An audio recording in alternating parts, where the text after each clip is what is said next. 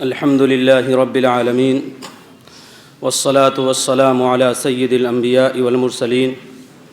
محمد وعلى آله وصحبه أجمعين أما بعد فأعوذ بالله من الشيطان الرجيم بسم الله الرحمن الرحيم يا أيتها النفس المطمئنة ارجعي إلى ربك راضية مرضية فادخلی فی عبادی وادخلی جنتی۔ حضرات، اللہ رب العزت کا ارشاد ہے کہ اے اطمینان پانے والی روح، اپنے رب کی طرف چلی جا کہ تو اس سے خوش ہو اور وہ تجھ سے خوش ہو، اور میرے نیک بندوں میں داخل ہو جا اور میری جنت میں داخل ہو جا۔ آپ حضرات کے علم میں ہے کہ ندوۃ العلماء کے ناظر عام اور رابطہ ادب اسلامی شعبہ بر صغیر و ممالک مشرقیہ کے صدر اور دارالعلوم کے استاد اور بھی مختلف مناصب کی حامل شخصیت جناب مولانا سید جعفر مسعود حسنی ندوی کا پرسوں رات انتقال ہو گیا۔ انا للہ و انا الیہ راجعون۔ یہ حادثہ صرف ندوۃ علماء ہی کے لیے نہیں، اس کے ملحقہ مدارس ہی کے لیے نہیں، اور ہندوستان ہی کے لیے نہیں، بلکہ پورے عالم اسلام کے لیے ایک بڑا سانحہ ہے اور ایک خسارہ ہے۔ مولانا کی وفات دراصل شہادت ہے، اور شہداء کے لیے اللہ رب العزت نے بڑے انعامات اور اعزازات تیار کر رکھے ہیں۔ شہید جب اللہ رب العزت کے حضور حاضر ہوتا ہے تو فرشتے بھی اس کا استقبال کرتے ہیں، اور اللہ تعالیٰ کی طرف سے خاص خوشخبری سنائی جاتی ہے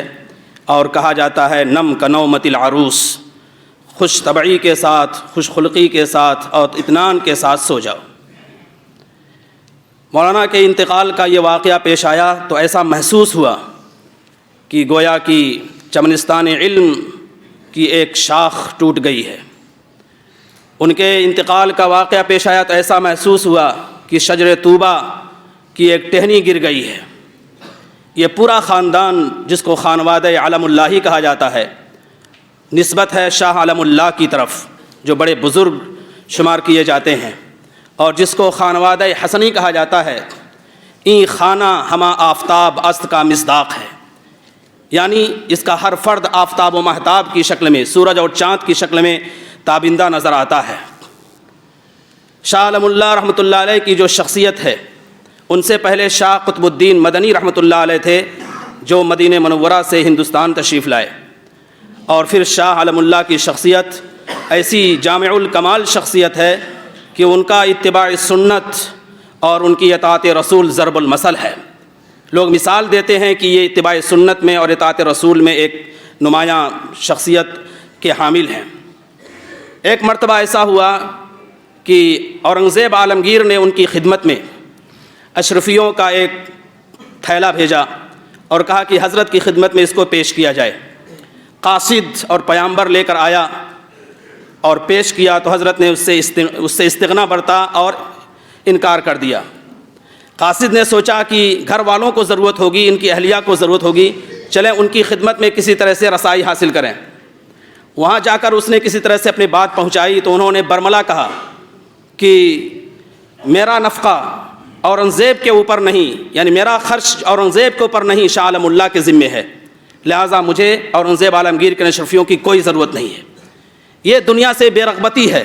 اور دنیا کی طرف توجہ نہ کرنا ہے، جس کے نتیجے میں اللہ رب العزت نے لوگوں کے دلوں میں محبوبیت ڈال دی تھی اور لوگ ان سے بے پناہ محبت کرتے تھے۔ شاید یہ واقعہ آپ کے ذہن میں ہو کہ شاہ علم اللہ رحمۃ اللہ علیہ کے ایک صاحبزادے تھے، ان کا نام تھا ابو حنیفہ، جمع سال صاحبزادے تھے۔ ان کے اوپر جو کتاب لکھی گئی اس میں یہ واقعہ موجود ہے کہ ان کا انتقال ہوا بالکل نوجوانی کے عالم میں۔ انہوں نے تقیہ کی مسجد میں اعلان کیا کہ لوگوں، میرے بیٹے ابو حنیفہ کا انتقال ہو گیا ہے،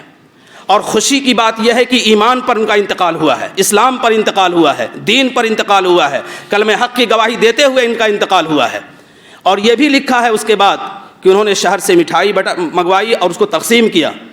یہ اس لیے تاکہ ایمان اور اسلام کی دولت اور اس کی اہمیت کا احساس ہمارے دلوں میں ہو کہ ایمان کے حاصل ہونے کے بعد دنیا کی ساری چیزیں ہیچ ہو جاتی ہیں اور اس کے بعد انسان سب سے اعلیٰ و بالا ہوا کرتا ہے۔ یہ تھے شاہ عالم اللہ رحمۃ اللہ علیہ جن کا اتباع سنت اور اطاعت رسول ضرب المثل ہے۔ اس کے بعد اسی خانوادے کی دوسری شخصیت ہے حضرت شاہ سید احمد شہید رحمۃ اللہ علیہ کی۔ ان کے بارے میں کہا جاتا ہے کہ وہ امام ہجرت و جہاد ہیں، یعنی ایک طرف انہوں نے ہجرت کے نظام کو بھی جاری و ساری فرمایا اور جہاد کا جو ایک نظام متروک تھا، مہجور تھا، چھوٹا ہوا تھا، اس کو بھی انہوں نے آباد کیا۔ حج کا فریضہ لوگ چھوڑے ہوئے تھے اور کہتے تھے کہ سفر بہت پرخطر ہے، ایسے موقع پر انہوں نے اپنے قافلے کے ساتھ حج کا ایک نظام بنایا اور خود اس میں شریک رہے اور خود اس کی قیادت کی۔ ان کی شخصیت کے بارے میں 4 بنیادی خصوصیات ذکر کی جاتی ہیں۔ سب سے پہلے یہ کہ وہ توحید پر قائم تھے، شرک سے بہت بیزار تھے، شرک ان کے قریب نہیں تھی، کسی طرح سے شرک کی صفت یا شرک کا کوئی حصہ ان کے قریب نہیں تھا۔ دوسری صفت ان کی شخصیت کے حوالے سے یہ ذکر کی جاتی ہے کہ وہ اتباع سنت کے اعلیٰ درجے کے پابند تھے اور اللہ کے رسول صلی اللہ علیہ وسلم کی حدیثوں کو دل و جان سے زیادہ عزیز رکھتے تھے، ان پر عمل بھی کرتے تھے۔ اور تیسری چیز جو ذکر کی جاتی ہے تعلق مع اللہ، ذکر الہی، اوراد و وظائف کا بہت اہتمام تھا، جس کا نتیجہ یہ تھا کہ کوئی بھی چیز شریعت کے خلاف نہیں ہوتی تھی۔ ان کے بارے میں یہ بات بہت مشہور ہے کہ انہوں نے جوانی کے بعد، ہوش سنبھالنے کے بعد کوئی کام بلا نیت نہیں کیا، یعنی جب بھی کوئی کام کرتے تھے تو نیت کے ساتھ کرتے تھے کہ اللہ رب العزت کی رضا حاصل ہو جائے۔ کھانا تو وہ بھی نیت کے ساتھ، سونا تو وہ بھی نیت کے ساتھ، ملاقات تو بھی نیت کے ساتھ، اور بھی دیگر کام وہ بھی نیتوں کے ساتھ۔ تو اس کا نتیجہ یہ تھا کہ اللہ رب العزت نے ان کو مقبول عام و تام فرمایا۔ اور چوتھی جو چیز ذکر کی جاتی ہے وہ یہ ہے کہ اعلاء کلمت اللہ کے لیے کوشش، جہاد فی سبیل اللہ کے لیے کوشش، اور یہ کوشش ایسی ہے کہ اگر انسان اس کے بغیر مرتا ہے اور اس کی تمنا کے بغیر دنیا سے رخصت ہوتا ہے تو منافق کی موت مرتا ہے۔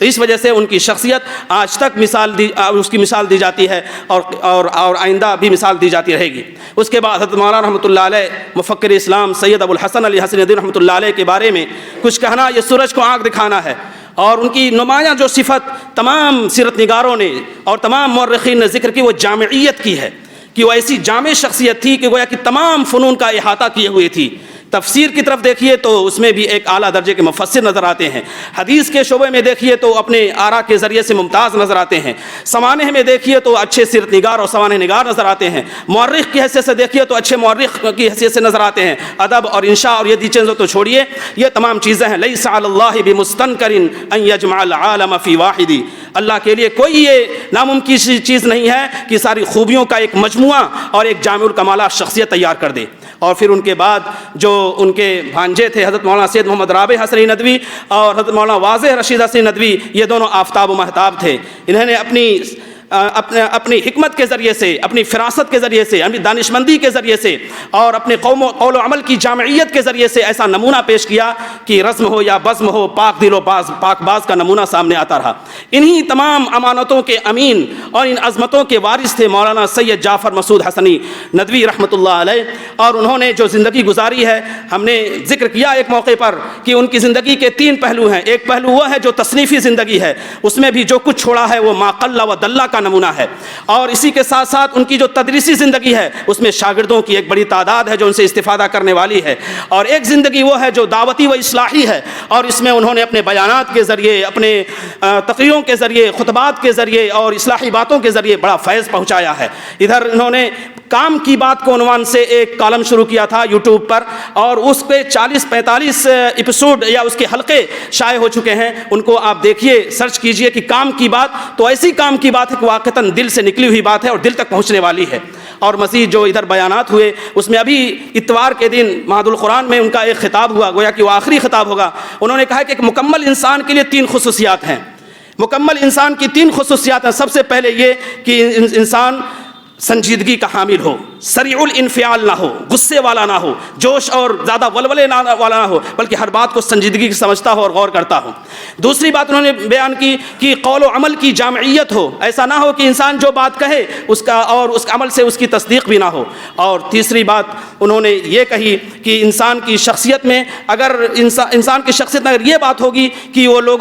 کے مزاج کے مطابق، نفسیات کے مطابق بات کرے گا تو اس کی بات مقبول ہوگی، اور استناد کے ساتھ، تحقیق کے ساتھ کوئی بات کہے گا تو وہی بات تسلیم کی جائے گی۔ اللہ تعالیٰ ان کو غریق رحمت فرمائے، ان کے درجات بلند فرمائے، اور جو اچھی خوبیاں ہیں ان کو اختیار کرنے کی توفیق عطا فرمائے۔ حدیث پاک میں آیا اذکروا محاسن موتاکم، اپنے جانے والوں کی خوبیوں کا تذکرہ کرو، وکفوا عن مساویہم، اور ان کی کمزوریوں کو نظر انداز کرو۔ وآخر دعوانا ان الحمد للہ رب العالمین۔